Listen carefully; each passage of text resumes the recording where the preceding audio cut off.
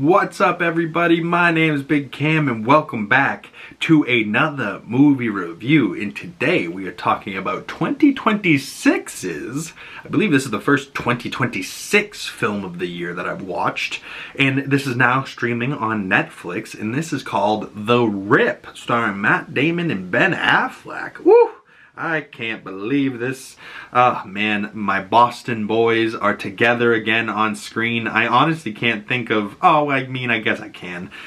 Good Will Hunting, I was gonna say, but I think they've done, what, Air? Which was another film that they did more recently that Ben Affleck directed, and that was about, you know, the Nike deal with Michael Jordan and stuff like that. But this, they're playing two cops, and they get sent to a house bust where, you know, there's told that there's going to be, you know, $150,000, $250,000, $300,000 in this house. They show up and there's $20 million at this rip. And the whole procedure that these guys down in Miami do, if they find money on site, they count it there, they do their checks, and then they, you know, bring it back to the police station. And if it's off by a single dollar, you know, shit's corrupt or whatnot. And I'm sure in Miami there's quite a bit of corruption going on, especially back in the day. Maybe not right now, but I wouldn't be surprised either, you know. I'm pretty sure in Miami there's still people from Cuba trying to get there almost every day, you know, and drugs and all types of stuff. But as far as like setting the movie in Miami and like count the money, count it again, count on nobody, you know, like in the cast was really good. The director is Joe Carnahan. He's done things like The Gray back in 2011. I remember seeing that with my mother because we liked Liam Neeson and that was scary. The A-Team, 2010's The A-Team. I fucking love The A-Team. Okay, I love this director. I don't care what he does ever for the rest of time. He did The A-Team. I'm fully with him. You know, he was also a writer for Bad Boys for Life. Interesting. But yeah, it seems like he was a writer-director for The Rip here, and yeah, very, very interesting. But the cast in this, Matt Damon, Ben Affleck, Yeun, Teyanna Taylor coming off of One Battle After Another. She's been doing a lot of acting recently. She's great in this, although she didn't have a big role. Yeun doing like The Beef. He's also the voice of Invincible. I really like Yeun, so him continuing to work, continuing to get roles, love that. Sasha Calle, or Sasha Calle, I think it's Calle. She is originally from Boston. I didn't know that. I recently found that out. I was like, hey, she wasn't, I think she was from here and then she left and then she moved to LA, so she hasn't been here since she was a kid. So she's not that attached to Boston, I don't think. But Boston respects it, you know, Boston loves their people. So it says she's been in like 12 films, not too many, but she's been in The Flash as Supergirl in 2023, and I actually quite liked her Supergirl. I thought she was a badass freaking Kara Zor-El, and she looked so sexy. And she does a good job in The Rip as Desi, just the poor woman in the house that's like, they're gonna fucking kill us all, you motherfucker! And there's another agent in there, Catalina Sandino Moreno. Whoa, hell of a name. She was the dog. She was the cop with the dog, and the dog is a money sniffing dog. And I thought that dog was gonna get hurt at one point, and like there was a big shootout, and then she goes, "Dog, where are you?" And like there was no noise for a second. I go, if they fucking killed that dog, I will turn this movie off right fucking now. I'm happy to announce the dog lives. We're good. But Kyle Chandler's also in there. Scott Adkins, who's he's a great stunt guy, but he's also a great actor as well. But he's majorly known as a martial artist and stunt guy, I believe. And he was Ben Affleck's brother in this. I really like that casting as well. I thought that was funny as hell. But then a lot of the cops in this were the real cops from, like, because this is based around a true story. I'm sure there's some things that were, you know, dramatized for Hollywood, but I think for the most part it's a pretty true story. And I had, you know, now I'm going to get into spoilers for anybody that doesn't want to know, because this is kind of a whodunit, and it's like, okay, who's the real bad guy here? Is somebody trying to steal this money on the inside of this crew? Is it that guy? Is it him? Is it who? Like, who is it? So the whole time, you know, the only person I thought wasn't guilty was Ben Affleck's character. Everyone else, I was like, it could be anybody. It really could be. It could be Ben. It could be Matt. It could be anybody. But I was like, all right, Ben's guy. It's probably not him. And then I had seen an interview and accidentally accidentally, the guy was like, hey, you know, I want to talk some spoilers, but I'll save it for after. And then he didn't save it for after. And he just started asking a question. He goes, Ben Affleck. And he was like, Matt Damon's guy being the guy that is the guy stealing the rip.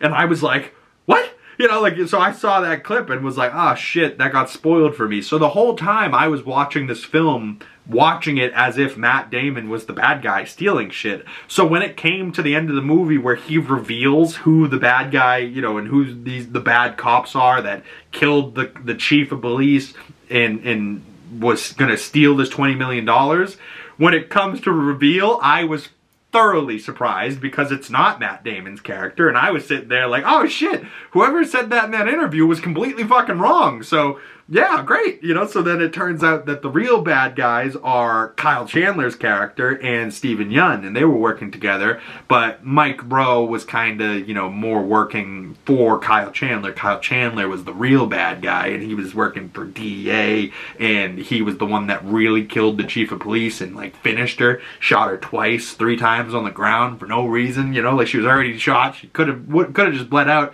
He had to finish the job, you know, like, oof. But Steven Yeun, you know, he tried to run away, and then he gave up, it looked like, and got arrested, where the other guy was like, you better execute me, because if not, I'm going to shoot you. And then he tried to pull a gun, and I think it's Ben Affleck's character shoots him because Ben Affleck's character was in love with the chief of police that he murdered. So, you know, it was really good. You know, it had great action. It had some decent writing for a Netflix movie. It had great cast. It was well shot. And it had like heart. It had like, you know, a lot of heart. It had little love parts in it. You know, it had some good emotion to it. I was like, wow, this felt like one of those, you know, action whodunit movies that I saw when I was a kid. And it feels like they don't make a lot of these anymore. But this was very well done. And rated R, you know, so there was a lot of F-bombs and like, you know, the whole thing really kept me engaged trying to figure out who is the actual bad guy behind this and what's going on here. You know what I mean? Like, I was very happy with this movie, and I was, you know, suspicious. I was like, maybe it's not going to be well done. It's Netflix, you know, like, why is it going directly to Netflix and not going to theaters? Maybe it's not that good, you know, but it ended up turning out fine, and I was very happy with The Rip and Matt Damon and Ben Affleck's performance, and like, you know, even down to like the final ending. It has satisfying endings with like some extra heart. He's talking about his son, the tattoos on his hand, it says, are we the good guys? We are, always will be, you know, like, and it's the last thing he said to his son and the last thing his son said to him, and his son died of cancer. I was like, oh god! Like, so as much as it's an action movie, it's also got some great heart in there, as well as good writing. So yeah, The Rip, for me, overall I gave it 4 out of 5 stars, about an 8 out of 10.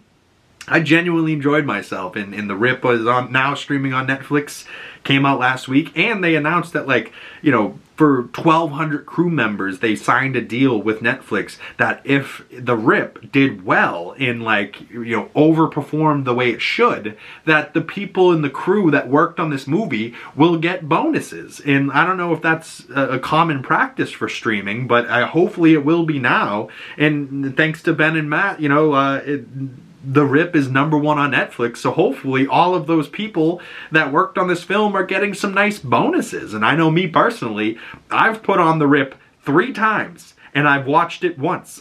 So 2 times, I just put it on, put the TV on mute, and then went and ate dinner, just so that it would run, and those people would get some extra bonuses. And if Netflix, you don't want me to do that, fuck you. They deserve it. You know, like... But as far as the one watch, it was worth it. So I don't know if I'll rewatch it, but I'll keep putting it on for the cast and crew just to say F you to Netflix. That's what you get for the password sharing and cracking down and being assholes and spiking up your profits and buying Warner Brothers. This is what you get. You better pay out those Rip motherfuckers.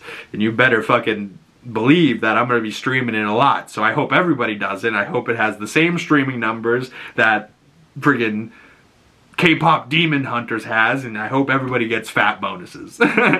And they were also on Joe Rogan's podcast talking about the bonuses as well, and they said that there was like 5 tiers of bonuses. Like, you know, there's almost like incentives like NFL players have, where if they get, you know, 1,000 yards, they get this much money, but if they get 2,000 yards and this many touchdowns and this many catches and this many carries, you know, their incentive bonuses go up. You know, I believe there was one year that Gronk had to get, you know, 400 catches in 500 yards, or, you know, you get what my point. And Gronk was like, hey, I'm one catch away and a tutty. And Brady was like, I got you. And he gave him he caught one more pass, and it was like the last game of the season. He caught that one more pass, and Gronk got an extra $1 million out of that season. You know, like, that's a pretty good way to make some extra dough, you know, for the cast and crew and for NFL players.